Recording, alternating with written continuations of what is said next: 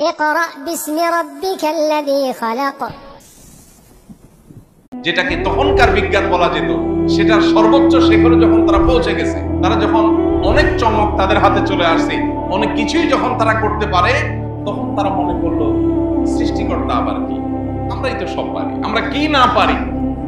ভূমিকম্প দিয়ে তাদেরকে শেষ করে দেওয়া হয়েছে, কাউকে কাউকে মহানিনাদ দিয়ে শেষ করা হয়েছে, এক বিকট আওয়াজে তারা শেষ হয়ে গেছে।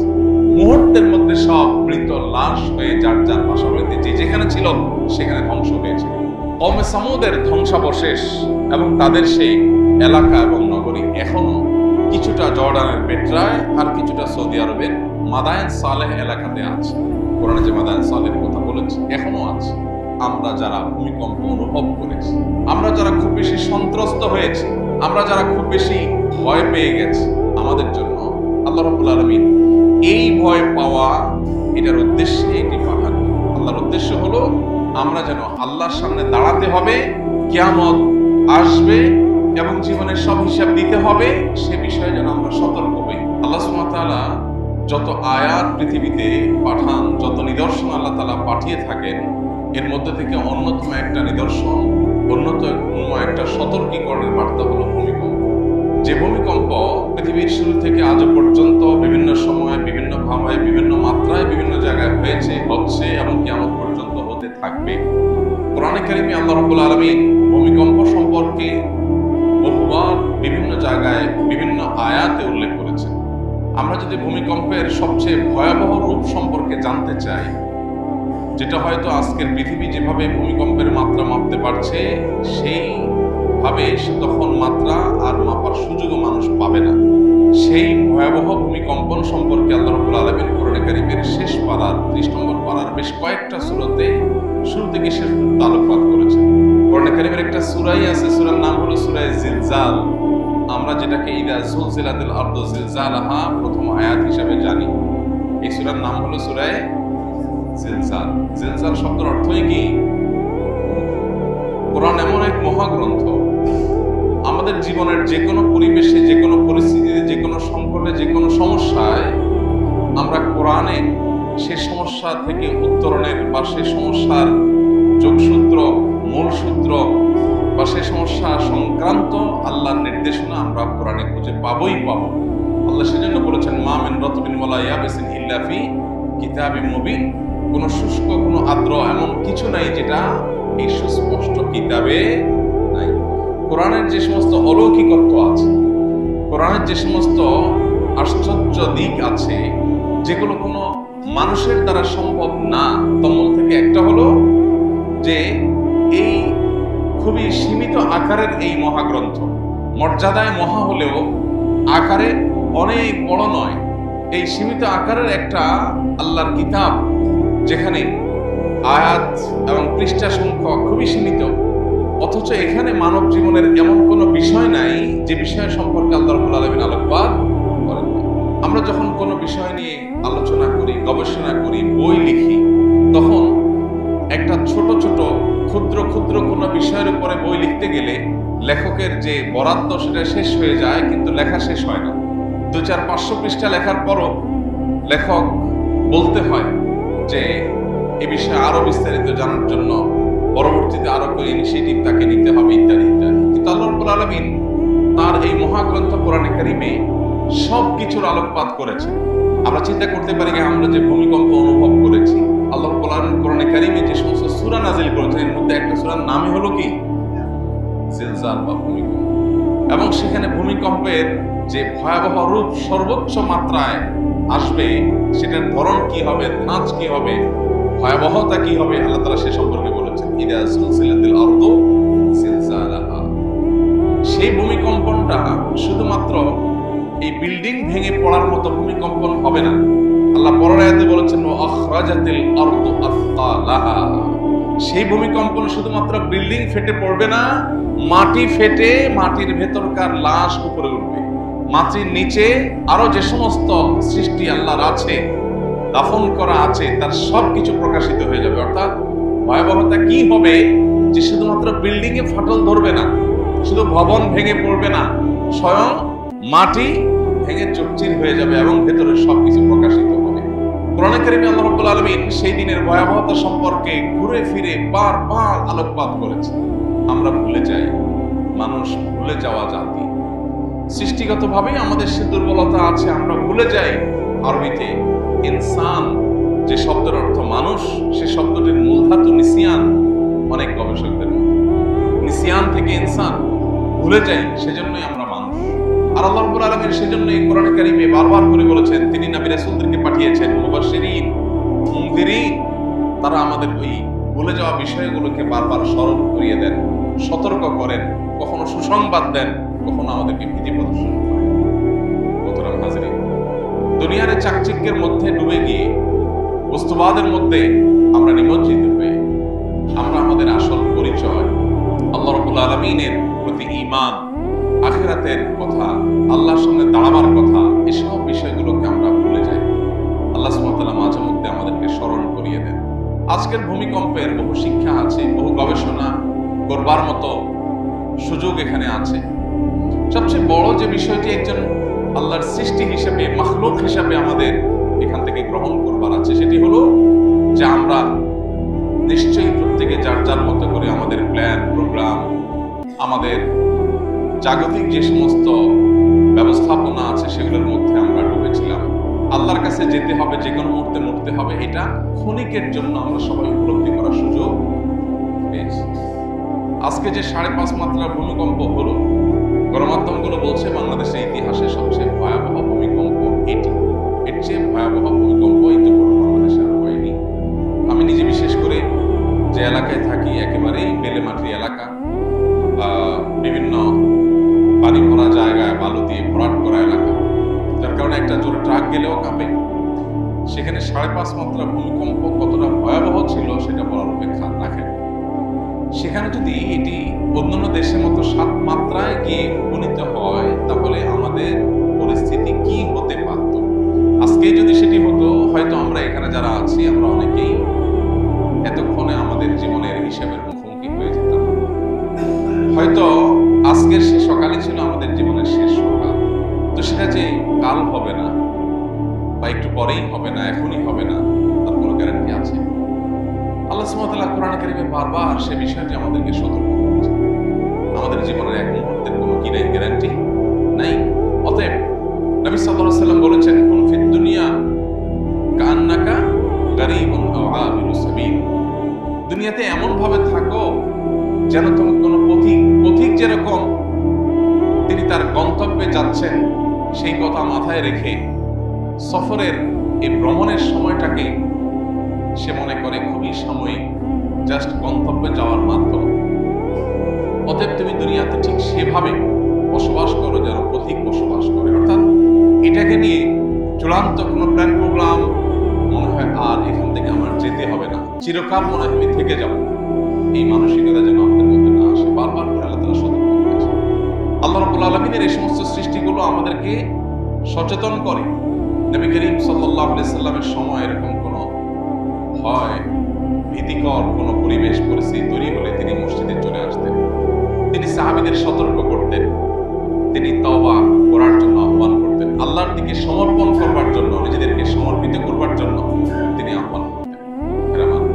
অতএব এই ধরনের পরিস্থিতিগুলো আমাদেরকে বারবার সাবধান করে, সতর্ক করে। আমরা কতটা সাবধানতা গ্রহণ করছি, কতটা সতর্ক হচ্ছি, সেটা হলো সবচেয়ে বড় বিষয়। আল্লাহ রাব্বুল আলামিন এগুলো থেকে আমাদেরকে শিক্ষা গ্রহণ করবার তৌফিক দান করুন।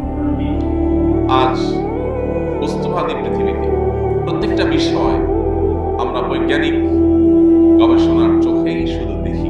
প্রত্যেকটা ঘটনা, প্রতিটা দুর্ঘটনা, প্রতিটি প্রাকৃতিক দুর্যোগ, এগুলোর পেছনে বৈজ্ঞানিক ব্যাখ্যা থাকতে পারে। বৈজ্ঞানিক ব্যাখ্যা থাকা খুবই স্বাভাবিক, কিন্তু বৈজ্ঞানিক ব্যাখ্যার ও পেছনের ব্যাখ্যা, যেমন নবী করিম সাল্লাল্লাহু আলাইহি সাল্লাম বলেছেন, কিয়ামতের নিকটবর্তী সময়ে পৃথিবীতে ভূমিকম্পের পরিমাণ বেড়ে যাবে। গত 1 বছরে শুধু বাংলাদেশে যে পরিমাণ ভূমিকম্প হয়েছে, সেটা বহু আগের হিসেব করলে এত ভূমিকম্প হয়নি। এখন দেখুন আস্তে আস্তে মাত্রা বাড়ছে। এখন না হয় আমরা নানা বৈজ্ঞানিক ব্যাখ্যা জানি বা আবিষ্কার করতে পারছি, গবেষকরা বের করছেন যে এই কারণে হচ্ছে, এই কারণে বাড়ছে। কিন্তু 1500 বছর আগে যখন নবী সাল্লাল্লাহু আলাইহি সাল্লাম বলেছেন কিয়ামতের আগে পৃথিবীতে ভূমিকম্পের পরিমাণ বেড়ে যাবে, তার কাছে কি কোনো বৈজ্ঞানিক গবেষণার রিপোর্ট ছিল? কোনো বৈজ্ঞানিক ব্যাখ্যা তার হাতে কি ছিল? কিন্তু তথ্য তিনি দিয়েছেন, এবং সেই তথ্য আজ অক্ষরে অক্ষরে খেটে যাচ্ছে। এখান থেকে প্রমাণ হয় আল্লাহ যে কোরআনে বলেছেন, মা ইয়ানতিকু আনিল হাওয়া ইন হুয়া ইল্লা ওয়াহয়ুন ইউহা। তিনি কোনো কিছুই মুখ থেকে নিজে থেকে উচ্চারণ করেননি, যা বলেছেন তার সবকিছুই ওহী আল্লাহর পক্ষ থেকে তার কাছে এসেছে। কেন ভূমিকম্প হয়, এর যে বৈজ্ঞানিক ব্যাখ্যা আছে, সেই ব্যাখ্যাগুলোকে আমরা পরিপূর্ণভাবে বিশ্বাস বা সঠিক ধরে রাখার পরেও একটি কথা থেকে যায়, এই কেনর পরের কেনটা কি? ঝড় জলোচ্ছ্বাস হয়েছে কেন? কারণ সমুদ্রের তলদেশে নিম্নচাপ তৈরি হয়েছে। তো নিম্নচাপটা সৃষ্টি কেন হলো? ওই কারণে হয়েছে। তো সেইটা কেন হলো? এভাবে কারণ খুঁজতে খুঁজতে গিয়ে একটা পর্যায়ে মানুষ বলতে বাধ্য যে এর পরের কারণ আর মানুষ জানে না। ঈমানদার জানে সব কিছু হয় মূলত কোন কারণে? আল্লাহ রাব্বুল আলামিনের হুকুম হয়, ফয়সালা হয়, সেজন্য। আল্লাহর ফয়সালার আর কোনো কারণ প্রয়োজন হয় না। এই জন্য আল্লাহ রাব্বুল আলামিন আমাদেরকে বারবার করে সতর্ক করেছেন। কোরআনে কারীমে বারবার করে সতর্ক করা হয়েছে। আজকের এই ভূমিকম্প থেকে আমাদের শিক্ষণীয় বিষয় হলো যে এই ভূমিকম্প আল্লাহ রাব্বুল আলামিনের সতর্কীকরণ। আল্লাহ তাআলা সতর্কীকরণ, যেটা আল্লাহ তাআলা কোরআনে কারীমে বলেছেন, ওমা নুরসিলু বিল আয়াতি ইল্লা তাখফীফা। আমি যত নিদর্শন পাঠাই এই সবগুলোই তোমাদেরকে সতর্ক করবার জন্য পাঠাই। অতএব আজ আমরা যারা ভূমিকম্প অনুভব করেছি, আমরা যারা খুব বেশি সন্ত্রস্ত হয়েছি, আমরা যারা খুব বেশি ভয় পেয়ে গেছি, আমাদের জন্য আল্লাহ রাব্বুল আলামিন এই ভয় পাওয়া এটার উদ্দেশ্যে এটি পাঠান। আল্লাহর উদ্দেশ্য হলো আমরা যেন আল্লাহর সামনে দাঁড়াতে হবে, কিয়ামত আসবে এবং জীবনের সব হিসাব দিতে হবে, সে বিষয়ে যেন আমরা সতর্ক হই, আমরা যেন প্রত্যেকটা মানুষ সতর্ক হই। আল্লাহ আমাদের সবাইকে সেই তৌফিক দান করুন। প্রিয় ভাইরা আমার, তাহলে ভূমিকম্প কেন হয় সেটার বৈজ্ঞানিক ব্যাখ্যা যাই থাকুক না কেন, এর আসল কারণ যেটা পৃথিবীর কোনো গবেষণা, যেটা কোনো বিজ্ঞান, যেটা কোনো রিসার্চ কখনো মানুষকে বলতে পারবে না, একমাত্র জানার উপায় হলো ওহী এবং নবী এবং রাসূলদের মাধ্যমে। সেটা হলো যে সব কিছু, একটা গাছের পাতাও যদি নড়ে সেটিও আল্লাহ রাব্বুল আলামিনের জ্ঞাতসারে হয়, আল্লাহর নিয়ন্ত্রণে থাকে, আল্লাহর নির্ধারণের আলোকেই হয়ে থাকে। অতএব একজন ঈমানদার হিসেবে আমাদের এই বিশ্বাসের জায়গাকে অত্যন্ত পরিষ্কার করতে হবে, অত্যন্ত ক্লিয়ার করতে হবে যে সব কিছু মূলত হয় কোন কারণে? আল্লাহ রাব্বুল আলামিনের ফয়সালা।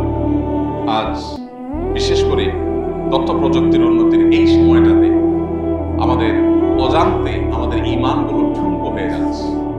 আমরা যে কোনো ঘটনার পর আল্লাহ রাব্বুল আলামিনের প্রতি বিশ্বাস যে মাত্রা হওয়ার কথা বা আল্লাহর স্মরণ যে পরিমাণ হওয়ার কথা, তার চাইতে জাগতিক নানা কারণ, নানা ব্যাখ্যা, বিশ্লেষণ, নানা গবেষণা, রিসার্চ, সেগুলো আমাদের মাথায় তার চাইতে বেশি চলে আসে।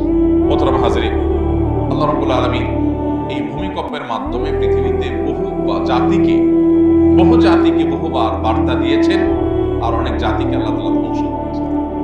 কোরআনে কারীমে আল্লাহ রাব্বুল আলামিন বলেছেন, আল্লাহ নবী সালেহ আলাইহিস সালামের জাতি যারা ছিল কওমে সামুদ, আরেক নবী ছিলেন শুআয়ব আলাইহিস সালাম। এই উভয় নবীর যে সম্প্রদায় ছিল তাদের সম্পর্কে আল্লাহ রাব্বুল আলামিন পরিষ্কারভাবে বলেছেন যে তাদের প্রতি আল্লাহ রাব্বুল আলামিন রাজফা পাঠিয়েছেন। আল্লাহ রাব্বুল আলামিন তাদের জন্য ভূমিকম্প পাঠিয়েছেন, ভূমিধস পাঠিয়েছেন। আল্লাহ বলেছেন, ফাআখাযাতহুমুর রাজফাতু ফাআসবাহু ফি দারিহিম জাসিমিন। তাদেরকে ভূমিধস আল্লাহর আযাব হিসাবে পেয়েছে, স্পর্শ করেছে, এবং তারা মুহূর্তের মধ্যে সব মৃত লাশ হয়ে যার যার বাসা বাড়িতে যে যেখানে ছিল সেখানে ধ্বংস হয়েছে। কওমে সামুদের ধ্বংসাবশেষ এবং তাদের সেই এলাকা এবং নগরী এখনো কিছুটা জর্ডানের পেট্রায় আর কিছুটা সৌদি আরবের মাদায়েন সালেহ এলাকাতে আছে। কোরআনে যে মাদায়েন সালেহের কথা বলেছে এখনো আছে। বিশেষ করে কওমে সালেহ এবং কওমে হুদ, হুদ আলাইহিস সালামের জাতি আর সালেহ আলাইহিস সালামের জাতি, এই কওমে সামুদ এবং আদ, হুদ আলাইহিস সালামের জাতিকে বলা হয় আদ, সালেহ আলাইহিস সালামের জাতির নাম হলো কওমে সামুদ। এই সামুদ এবং আদ জাতি তাদের সম্পর্কে আল্লাহ তাআলা কোরআনে কারিমে বিভিন্ন জায়গায় আলোকপাত করেছেন। আল্লাহ বলেছেন ইরামা যাতিল ইমাদ আল্লাতী লাম ইখলাক মিসলুহা ফিল বিলাদ, এদের মতো তাদের আগে পৃথিবীতে কোনো শক্তিশালী জাতি আর তৈরি হয়নি। কিরকম শক্তিশালী ছিল সেটা সৌদি আরবের মাদায়েনে সালেহ গেলে অথবা জর্ডানের পেট্রায় গেলে সচক্ষে এখনো দেখা যায়। কত হাজার বছর আগের ইতিহাস এর সঠিক পরিসংখ্যান বা পরিপূর্ণ সঠিক তথ্য কেউ দিতে পারে। তবে এটুকু নিশ্চিত যে তারা আমবাতিরও আগে পৃথিবীতে ছিল। নাপ্তি যাদেরকে বলা হয়, নাপ্তিদেরও আগে ছিল, বহু বছর নাপ্তিতে আমবাতি বলা হয়। এই নাপ্তিরা তাদের কবর এখন পাওয়া যায় এবং শিলালিপি থেকে দেখা যায় যে নাপ্তিদের কবর আছে এখন এই জায়গাগুলোতে যেগুলো আল সামুদের এলাকা ছিল। কোরআনে যে মাদায়েন সালেহ বলেছে, তার মানে মাদায়েন সালেহে আগের যারা ধ্বংস হয়েছে তাদের পরে নাপ্তিরা বসবাস করেছে, সেটুকু শুধুমাত্র এখন পাওয়া যায়। যে নাপ্তিরা খ্রিস্টপূর্ব সময়ে পৃথিবীতে এসেছে, তাদেরও কত হাজার বছর আগে এসেছে আল সামুদ একমাত্র আল্লাহ ভালো জানে, কিন্তু কোরআন সেই ইতিহাস উল্লেখ করেছে। আল্লাহ বলেছেন যে তাদের যে শিল্প ছিল, তাদের যে সক্ষমতা ছিল, নির্মাণ কৌশল এবং অসীম শক্তি ছিল, সেটা দিয়ে তারা পাথর কেটে কেটে শহর নির্মাণ করত। এখনকার মতো পাথর কাটার মেশিন তখন ছিল না, ক্রেন তখন ছিল না, কিন্তু তারা একটা পাহাড়, একটা বিশাল বড় এলাকা, সিটি, সেখানে অসংখ্য ঘর কেটে কেটে তারা তৈরি করেছে। কিভাবে পাথর কেটেছে? কোথায় ছিল সেই আজকের মতো এরকম আধুনিক রেল অথবা আধুনিক করাত অথবা ক্রেন অথবা এরকম নির্মাণের উপকরণ যে সমস্ত সামগ্রীগুলো আছে, কিছুই ছিল না। এত হাজার বছর আগে তারা বিশাল বড় বড় একটা পাহাড় কেটে একটা মূর্তি তৈরি করেছে, যে পাহাড়ের এক মাথা থেকে আরেক মাথা তাকাতে গেলে মাথার টুপি পড়ে যাবে এরকম। এখনো পর্যন্ত সেগুলো আছে এবং এক একটা পাহাড় এক একটা মূর্তি দেখা যায়। সৌদি আরবেই কিন্তু মাদায়েন সালেহে এটা এখনো দেখা যায়, মদিনা থেকে মাত্র কয়েকশো কিলোমিটার। আল্লাহ রাব্বুল আলামিন কওমে আদ, কওমে সামুদের আলোচনা কোরআনে সবচেয়ে বেশি করেছে। যারা কোরআন পাঠ করেন তারা নিশ্চয়ই জানেন সবচেয়ে বেশি যে আলোচনা হয়েছে কোরআনে, যে জাতিদের আলোচনা, তারা ছিল কারা? নূহ আলাইহিস সালামের জাতির পাশাপাশি আদ এবং সামুদ জাতি, এদের আলোচনা কোরআনে সবচেয়ে বেশি হয়েছে, রিপিটেডলি হয়েছে, বারবার হয়েছে। কেন? কারণ এই সম্প্রদায় তারা যখন এমন ভাবে শক্তি সঞ্চয় করলো, তখনকার যুগের বিজ্ঞান বা তাদের আগের যে পৃথিবী ছিল, তাদের আগ পর্যন্ত পুরো পৃথিবীর ইতিহাসে তারা ছিল সবচেয়ে বিজ্ঞানে অগ্রসর, চমক দেখানোতে অগ্রসর, সবচেয়ে বড় অট্টালিকা তৈরি করতে পারে, সবচেয়ে বড় অলৌকিক ভবন তৈরি করতে পারে। এই সক্ষমতা তারা হাসিল করেছে। করার পর তারা সৃষ্টিকর্তাকে অস্বীকার করেছে। সৃষ্টিকর্তা আবার কি, আখেরাত আবার কি, দুনিয়াই তো সব। বিশাল বড় বড় পাথুরে এলাকা কেটে বিশাল বড় জনবসতি তৈরি করে ফেলছে।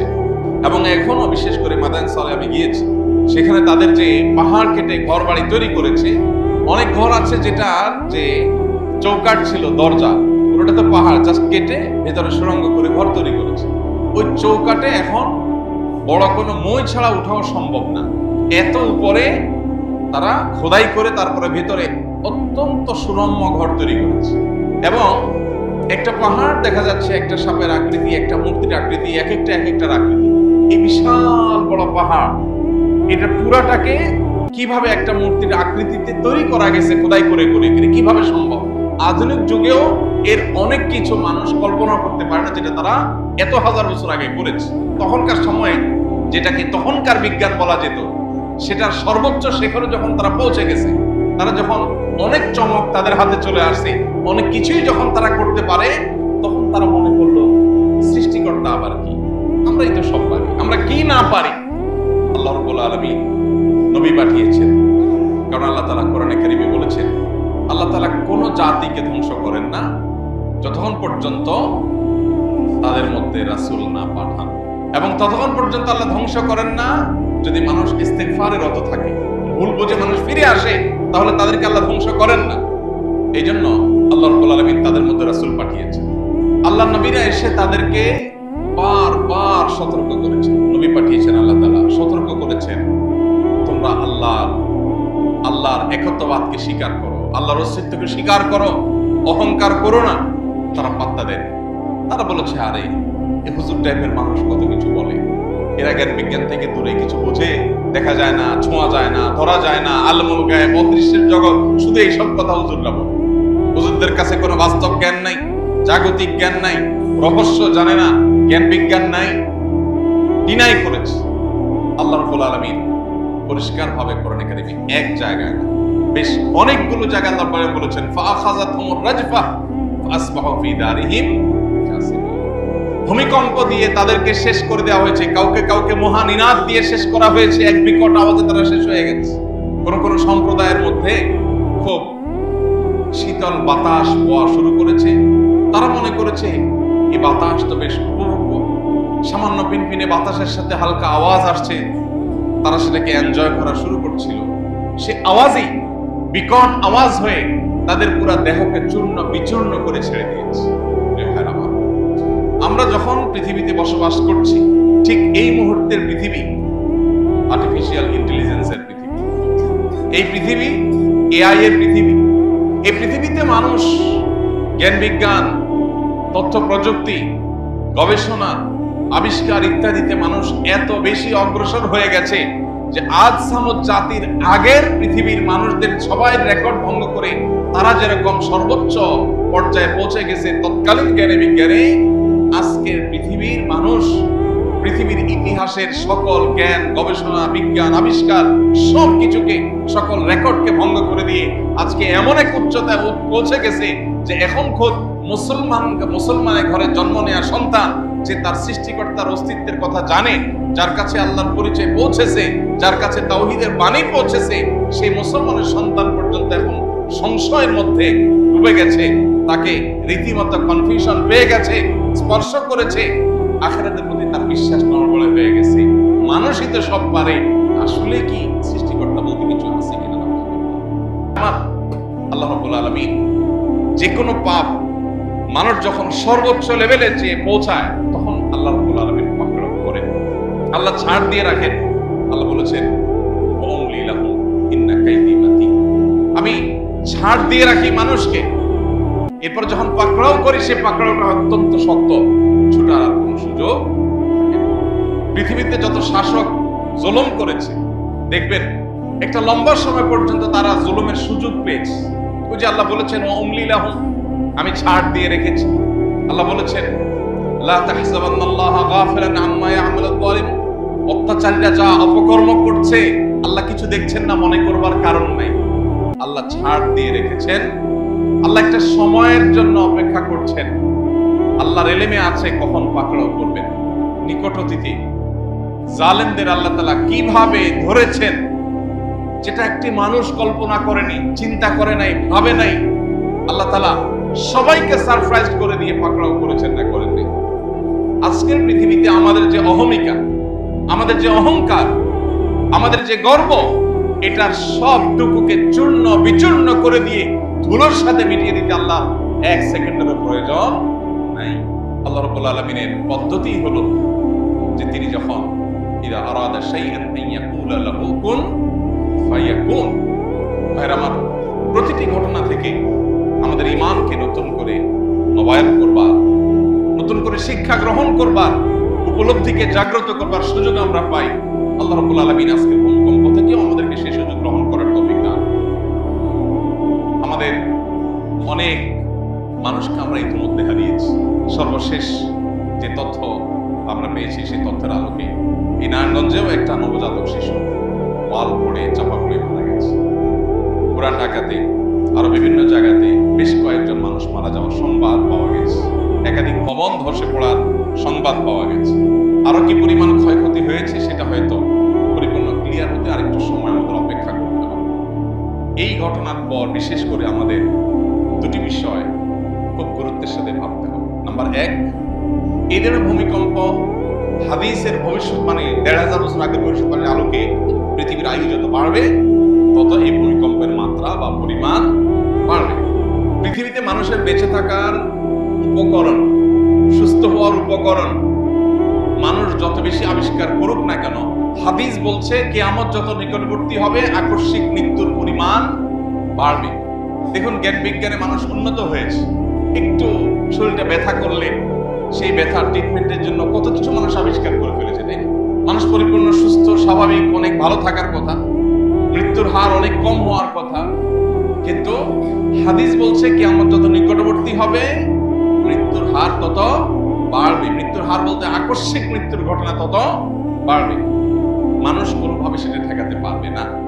আর এছাড়া নানা বৈজ্ঞানিক গবেষণাও হাদিসের সে বিষয়টিকে আরো বেশি স্বীকৃতি দেয়, সত্যায়ন করে, মেনে নেয় যে পৃথিবীব্যাপী এ ধরনের ভূমিকম্প আরো বাড়বে। আমরা যে এই ছোট্ট জনবহুল ভূখণ্ডে বসবাস করি, আমাদের প্রিয় বাংলাদেশ, এই জনবহুল ভূখণ্ডের মধ্যে যদি ভূমিকম্পের মাত্রা আরো বাড়ে তাহলে আমাদের ক্ষয়ক্ষতি এবং ভয়াবহতা কোন রূপ পরিগ্রহ করতে পারে সেটি আমরা সবাই কম বেশি অনুমান করতে হয়তো পারছি। কিন্তু আমাদের কারণে মনে হয় এটার জন্য সেই প্রস্তুতি নেই, বা প্রস্তুতি নেওয়ার কথা আমরা হয়তো চিন্তাও করছি। আমাদের একটা বড় দুর্ভাগ্যের বিষয়, সব সময় আমাদেরকে বলতে হয় যে আমরা আমাদের এই প্রিয় স্বদেশটাকে মানুষের জীবনের নিরাপত্তার জন্য, মানুষের সুস্থভাবে বেঁচে থাকার জন্য কোনো দুর্যোগ, কোনো ডিজাস্টার, কোনো বিপদ, কোনো আপদ, কোনো মুসিবত, কোনো জাতীয় সংকট, এগুলো যদি আল্লাহ না করুন তৈরি হয়, তাহলে সেক্ষেত্রে সেই ক্ষয়ক্ষতি থেকে বাঁচার জন্য উদ্ধার তৎপরতা বলেন, অন্যান্য যে সমস্ত প্রস্তুতি আছে, সেগুলো আমাদের দেশে যে কতটা পিছিয়ে আমরা আছি সেটা কম বেশি আমরা সবাই জানি। ছোট্ট একটা দুর্ঘটনা দেখা যায়, আমরা অপারগ হয়ে যাই। শুধু 24-এর বন্যায় আমরা ফেনী, কুমিল্লা, ওই এলাকা এবং আরো বিভিন্ন এলাকাতে যখন আমরা কাজ করেছি, দেখেছি কিভাবে গোটা সিস্টেম মুখ থুবড়ে পড়ে। বিদ্যুৎ নাই, কোনো উদ্ধারকারী তৎপরতা নাই, যার মরে সে বোঝে, যার হারায় সে আফসোস করে, যে বিপদে পড়ছে একমাত্র সে তারটা বোঝে, আর কেউ দেখভাল করার নাই। একটা দেশ এভাবে আসলে চলতে পারে।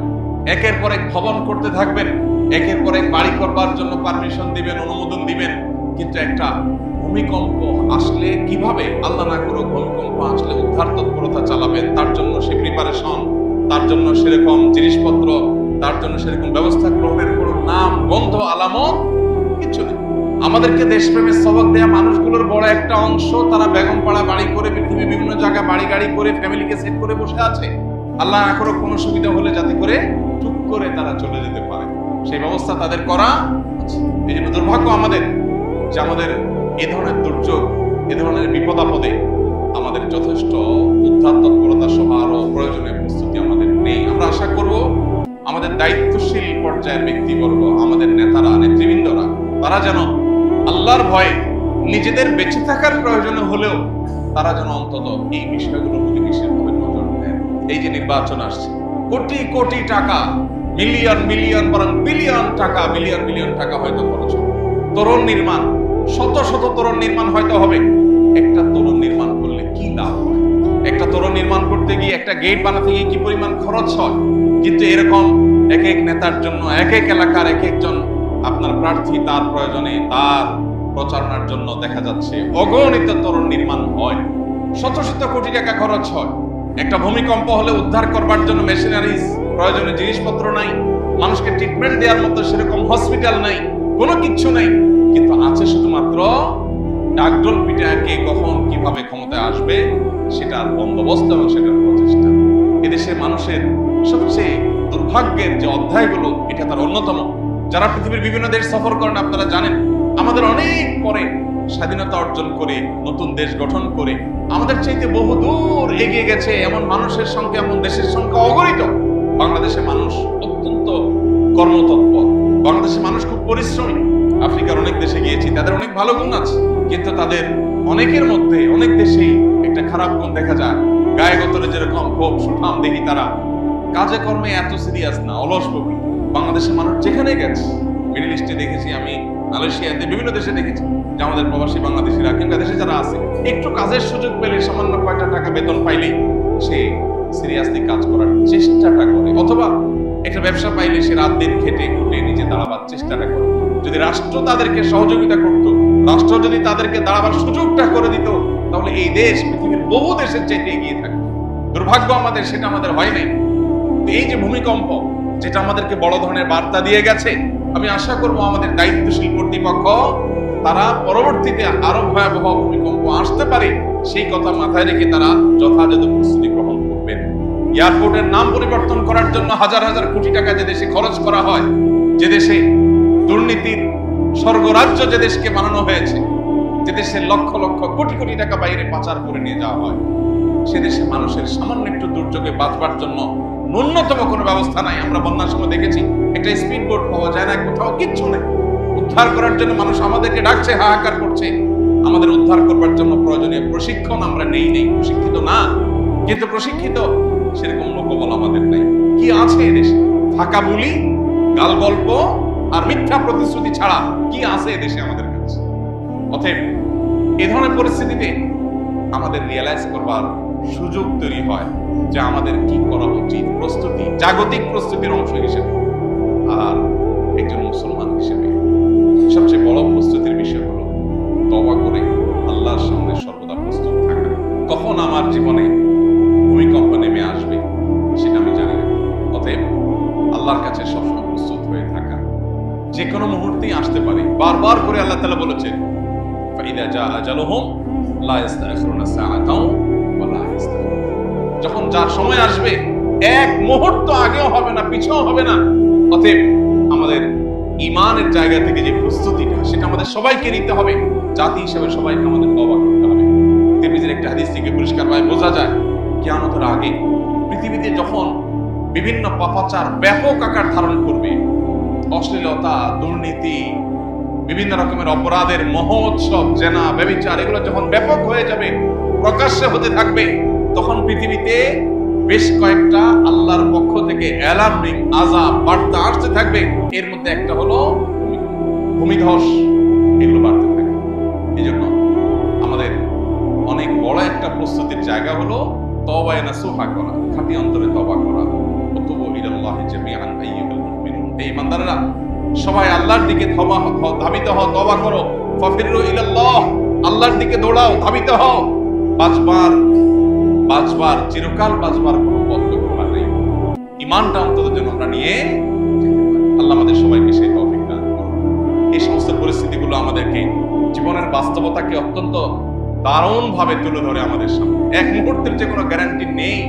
হালাল হারাম বাছবিচার করা ছাড়া আমরা যে শুধুমাত্র মোজ মাস্তের মধ্যে ডুবে থেকে আমাদের জীবনকে পার করে দিচ্ছি, এটা যে আমাদের জীবনের সবচেয়ে অপরিণামদর্শী অবস্থান, সেটি এই সমস্ত ভূমিকম্পগুলো নানা সময় একটু নানা দিয়ে আমাদেরকে সতর্ক করে।